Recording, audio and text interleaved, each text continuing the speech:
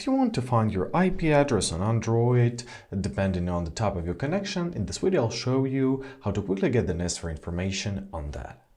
Let's start with finding the IP address using mobile data. So open up your settings.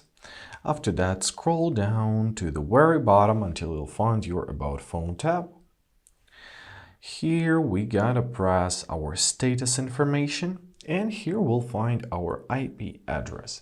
There it is. On some phones, like on Xiaomi's or maybe Pixels, you won't need to go to status information. It will be just in your About Phone tab.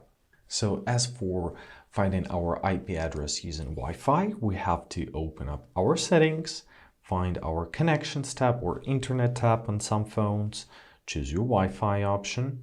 Now tap on the gear icon near the network which you are selected to and press View More. Now at the bottom you'll find your IP address. There it is.